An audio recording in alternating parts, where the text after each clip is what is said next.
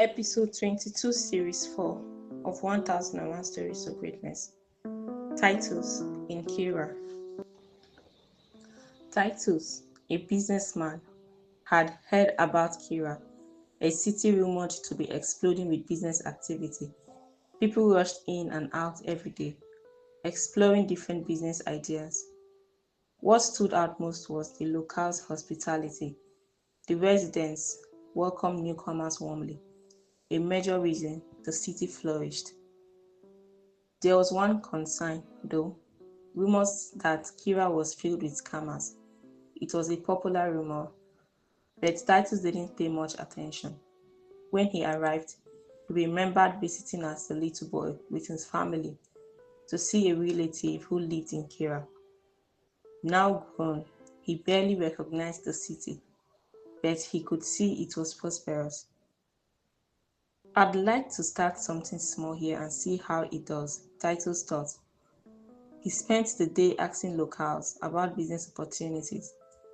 Most spoke about Kira's prosperity, but a few warned him to be careful of scammers. They are everywhere, they said. Titus shrugged it off, thinking it was normal for any city. At the end of the day, Titus booked a hotel to stay overnight. The next morning, he was ready to leave, having visited just for a day. At the train station, a man handed him a leaflet. Titus casually took it and read through it. Curious, he ran after the man to ask where the event was taking place. The man described the location, telling Titus to arrive early as many people were already involved in the business. The man then left. The show advertised on a leaflet was a get-rich-quick scheme, promising to double any money invested within a day. Titus decided to stay, seeing it as an opportunity to quickly grow the capital he had set aside and start a bigger business in Kira. Early the next morning, he went to the venue. The organizers promised that any money invested would double within a day, but the required investment was huge. Some attendees left, thinking it was too risky, but Titus stayed.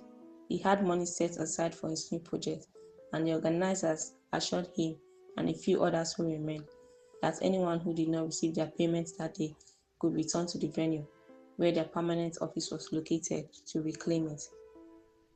After the show, Titus returned to his hotel, waiting for the alert of his invested money and the promise to double the gain within a few hours.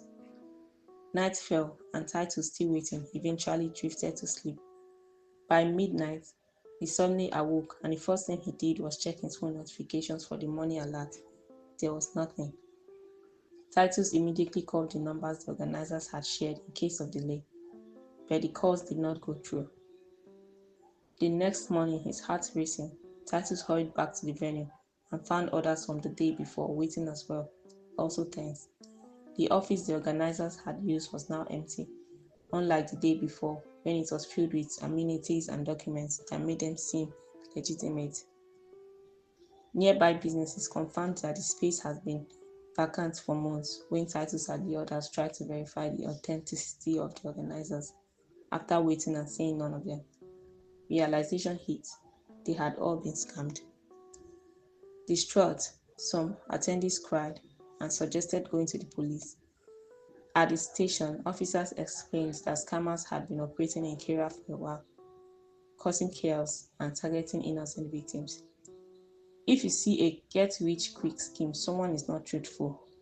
Hard work pays, and Kira is a place where businesses prosper. Why fall for scammers? The police said. Titus left the station heavy-hearted. He returned to his hotel, packed his bags, and headed to the train station.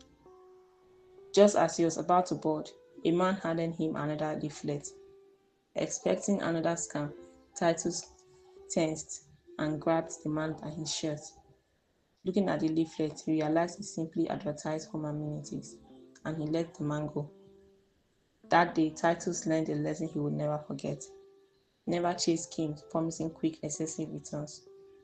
Kira's prosperity was built on hard work, and diligence was what truly paid. Though he lost some money, the lesson he gained was worth far more. Keep enjoying the episodes of 1001 Stories of Greatness at 1001 Stories of Greatness. Keep God bless. Keep going.